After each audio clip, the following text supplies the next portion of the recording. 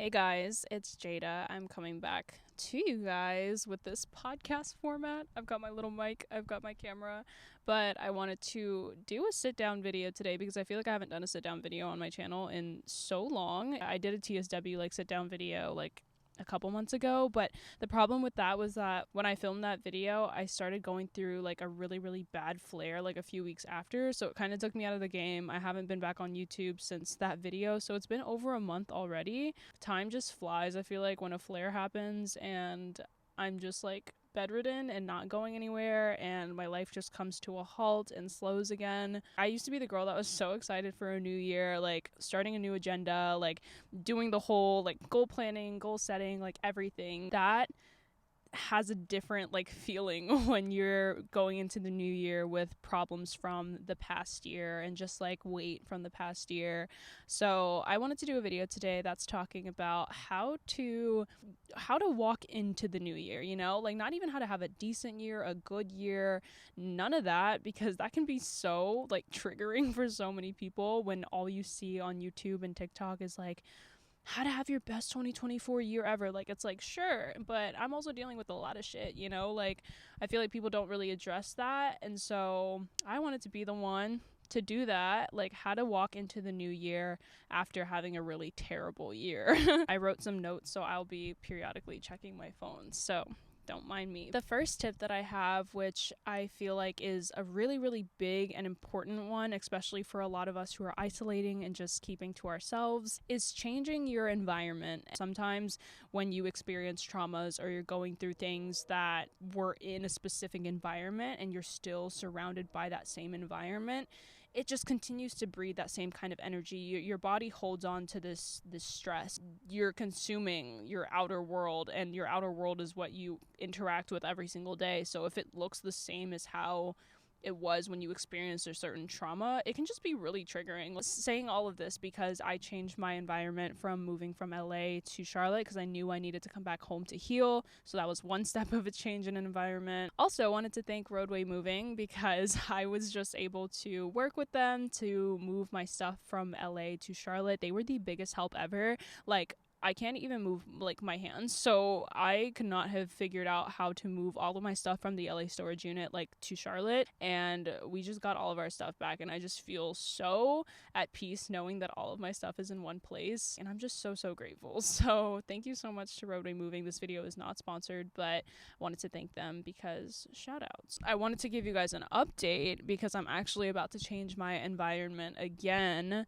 I'm actually going to Mexico with Chris. This came about because I have a TSW friend who's currently in Mexico, and she's healing so well. I think it's just because of the environment in general, but also the water, the climate, just the energy of a new place. She looks amazing. It's literally magic, and I'm not saying that that's going to happen for me, but all I knew was that when I was talking to her, something in my gut was just telling me, just go, change your environment and start this year in a different place. And I know that is coming from such a place of privilege right now because I don't have my own apartment, so I'm living at home with my parents, so I don't have to pay rent or do anything like that. I don't have kids to attend to. I see where I have the privilege to go and just kind of go away for a month, but we all take our privileges where we can. So I just know that that was something that was calling me and something that felt really aligned. I just feel like being in an environment for too long can stale your energy, and when your energy isn't moving, it just feels like something's squishing you. It just feels like you're being suffocated. And I want to come back to Charlotte when it's time and feel really excited about being here and feel like I have a new perspective on it since going away. If we even want to come back, I don't even know, but that's for another time. But if you're not in a place to just pick up and leave the country, which I know a lot of people are not, simply just changing your furniture around, changing the feng shui, you know what I mean? Adding some pictures to your wall, adding a sound machine, adding a diffuser with aromatherapy in it, doing things that just make your environment feel like a homey, cozy place to heal. That can just change so much. It's crazy. And even if it's just you being able to go to a coffee shop to work 2 times a week, and just go out and get a different perspective do that. I think usually when we're just going through tough things, the easy thing to do is just to isolate and just to put yourself in a box and to not go anywhere. But if anything, that breeds more problems for the future when you're trying to like be a normal human again and go back into society. I know I'm feeling the effects of like just social anxiety that I've never had in my entire life. I'm one of the most extroverted people that I know, but I think I've just tuned more into my like introverted side of my ambivertness this past 2 years, and I'm just a different person now. So I don't even know how to like interact with people as my new self. It's very mind fuck, like trying to figure out like how to operate in society after going through really tough things that people might not understand, especially the people that you're interacting with on the day to day. So yeah, changing your environment in any way that you can.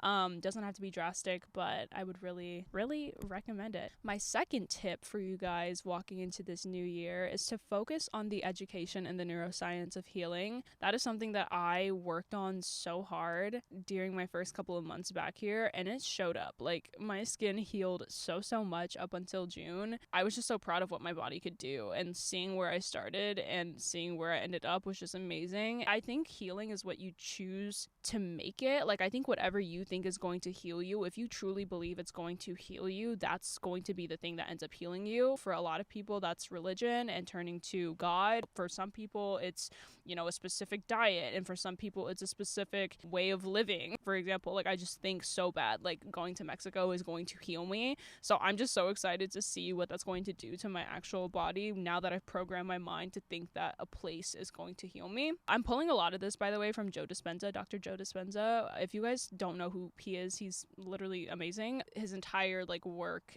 just deals with how to heal your body and just like diving into all of the science behind how to heal your body through your mind. And it sounds like some crazy like voodoo like witch shit, but like it really does work. Like, I mean, when you really can program your mind to tell your body to do certain things and you truly believe that, your body will start to show up. There's still so much that I'm learning with that. I can recommend some books. One book is Becoming Supernatural by Dr. Joe Dispenza. I have the audiobook right now. I'm going to be listening to it on the plane, probably on the way to Mexico. I've also listened to so many of his podcasts that are on Apple Podcasts. I know he was on the Jay Shetty podcast, which I love Jay Shetty, and he just talks about how to just like rewire your brain and like how to use your brain to its advantage. We don't have to be a victim of our situation. For me, I'm a very like, I need to see proof and I need to see the proof in the pudding, you know what I'm saying? So for me, that's education. Every time I learn about something, I'm like, okay, well, like, yeah, if that makes sense, it's because there's proof behind it, you know what I'm saying? Whatever you've got going on, I truly believe we can heal because we're human healing making machines. I mean, our bodies were just built to do this. Like, you have a cut, your brain knows how to signal down to the cut to know how to heal. So I think it's really just like training your brain to really believe that you are capable of healing and like tuning your body to be on that frequency. And it's just so crazy because, I don't know, again, sounds like very like witch stuff, but I think it's amazing. Another book is Growth Mindset by Carol Dweck, I think it's called Growth Mindset, but I was reading that because I studied to be a life coach this year, and that was one of the books that's recommended because we have to like train ourselves to, as coaches, like have a growth mindset when it comes to, number one, working with clients, number two, understanding how our minds work and all of the like preconceived things that we have as coaches, and just a lot of just like knowing that your brain can expand and that what you think your brain is capable of doing is what your brain is going to be thinking that you're capable of doing, if that makes any sense. This isn't really neuroscience or education, but I wanted to recommend the book Can't Hurt Me by David Goggins. I read that during 2021, and that was a life-changing book, and that was honestly before I started going through all of this crazy shit in my life. But honestly, I would love to pick it up again, like seeing someone who's just overcome so much adversity and just like coming out on top. It was just such an inspirational read. Just reading in general, like reading other people's stories on how they've overcome things, and even if it's not your specific situation, just like reading super inspirational shit. You can change your entire mentality by feeding it. Like, your brain is like almost like your stomach, you know, like you got to feed it good things, and if you're not feeding it good things, you can just breed a negative mindset. And I think I saw just so much like negativity during my first few months of like isolation going through TSW, so I just assumed that like, okay, there's a cap to healing. Like, honestly, there were so many days where I was like, there's no way that I'm gonna be able to heal. Like, it just seems completely impossible when your skin's like raw and like falling off and just like not putting itself back together. You're just like, hello, body work. Fuel your mind with really, really good stuff. And that leads me to my next tip, which is just to cut out all of the toxic influences, bad mental mindset people around you, people that you don't want to be associated with, people that you just don't want to bring into your next season.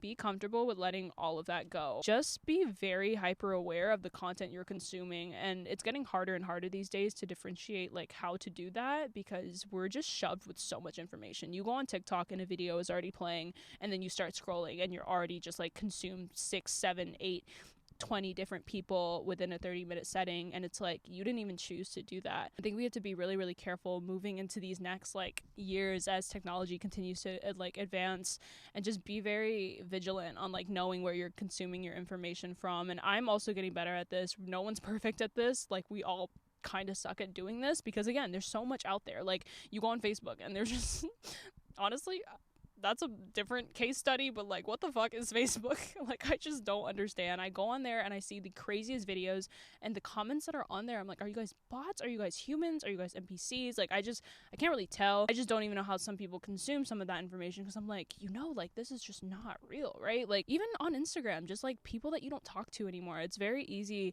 these days to just collect people and like collect dust. Like, that sounds so shitty, but like, I think we have to remember that we are a product of what we choose to consume. And if you're just consuming random people that you don't feel inspired by, people that you don't want to associate yourself with, people that you don't even talk to anymore, you just kind of have to like be comfortable with letting that go. And you can just be so comfortable to either hate watch people that you don't even like because you just want to see what they're doing. It just breeds a really, really negative like loop circle of just negativity, you know? And I just feel like that's just not something, if you're trying to get better and you're trying to heal your mental, your physical, and just walk into the new year feeling a little bit more clear, the one thing you have to do is declutter the whole technology aspect of things, because it is our lives these days. So since it is our lives, you just kind of have to go about it in a really efficient way and make sure that you're making it work for you. Honestly, just keep to yourself, keep to the people that you care about, and that's when you can focus and pour more energy into people that you really want to focus on. And that will in turn breed a better world, my friends. We don't have to hate watch and hate comment and do all that nasty stuff. Like, can we leave that in 2023, please? Okay. My next tip is to assess where you are and go from there, whether if that's wanting to make goals and vision boards or not. Just listen to you and your body and tune in to how to make yourself feel good. That is the key of 2024, my friends. Stop looking at other people make their vision boards. You probably watch enough videos of that anyway. Listen to yourself is going to be one of the most powerful tools ever. Can you take information that people are throwing your way and digest it in your own way and come out with your own opinion afterwards? Or do you have the same opinion as whatever someone told you? You know, just being very, very aware of where you are. There's no point in listening to someone and what they're doing if that's just not even what you're ready to consume right now. Ask yourselves really, really important questions. What do you want more of in 2024? What do you want less of? What people do you want to be surrounded by? What kind of energy do you want to exude? Like, ask all of these questions. Write them down too, because when you write them down, you really turn into a person that's going to like look at something and turn a thought into a thing. I think it's like we have like 20,000 thoughts a day or something like that. Like, if you're not writing down the ones that are important and hyper focusing on the ones that are important to you, you can just pick up a lot of the unnecessary shit and just like focus on the stuff that really doesn't matter. So yeah, assess where you are and go from there.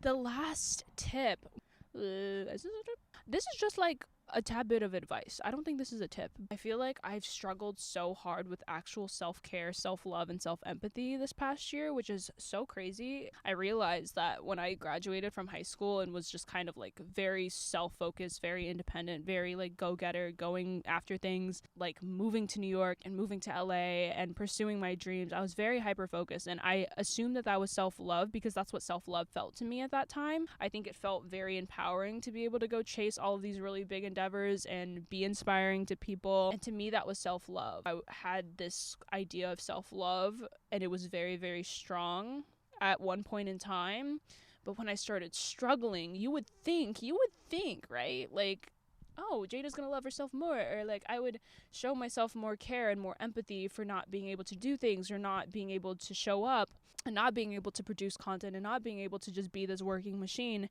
And I didn't. And I was so just hard on myself this entire year, this entire past year. I'm very aware that I'm hard on myself, and this is something that I'm still actively working on. So we're not there yet, folks. I'm not going to say I'm this self-loving queen, but I am getting better, and that's all that matters. We're ever evolving people, and honestly, I think it would be a problem if I was still this person that was only super, go-getter and self-love when I'm producing stuff. Like I just think that just shows that I'm an evolving human. And if anything, if you guys are in similar places, like you feel like there was a point in time where things were so good and you were in alignment with yourself and with your energy, and now you're not, that's not to say that you've fallen off or that you've regressed or that you've gone backwards. It just means you're in a different part of your timeline right now, and you're an ever evolving human, and that means the human experience is working on you, babe. Like that's what it means.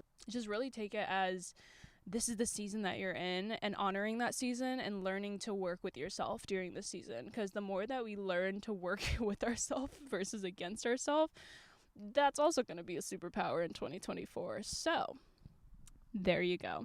Yeah, I just feel like this was a time when I just turned to social media. I was scrolling just constantly because I'm like, I don't want to fill my world with whatever is going on in my head. I'm going through a really shitty time. There's no point in consuming anything with me or focusing on me right now. I might as well focus on the world. But that just brought me a lot of inner chaos.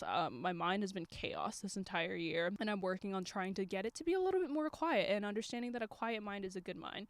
If anything, this is the time for self-nourishment. Like, this is the time to build ourselves up so that we can then pour that into other people. I said, you simply cannot change the outer world when your inner world or physical vessel is in shambles. You just can't. It's also harder to be a kinder person when your cup isn't filled first, and that's something that I'm learning. Yeah, I just felt like I saw the world happening around me and saw everything happening to me and just without me in these past 2 years, feeling so like detached from the world. And I used it kind of as an excuse to just like dive into all of that. But if anything, this is the time that I need to pour into myself the most. There are moments now I'm looking back in this like period of like being super at my top where I could have poured into others more, because that's when I had the energy to do so. But instead I hyper focused on like perfectionism and all of the things and being better and trying to make more money and trying to get to where I'm going and trying to book a role. Like I was just so hyper focused on myself, and I realized that a lot of people are in that place. Like you're at your top of your top, and then you want to just keep going higher and higher and higher,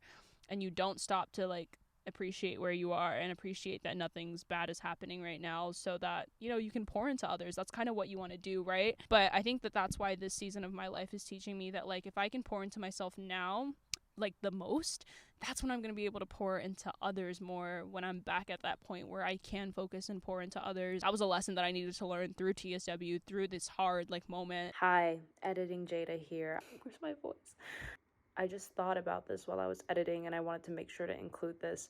Your struggles and all of the hard things that you are going to can either be turned into very bad things, and you can go down one path, or you can take it, flip it on its head, and turn it into a good thing. It's like I feel like all of the realizations and revelations and things that have come through me through this condition, I can choose to look at it as a blessing, or I can choose to let it wreck my life.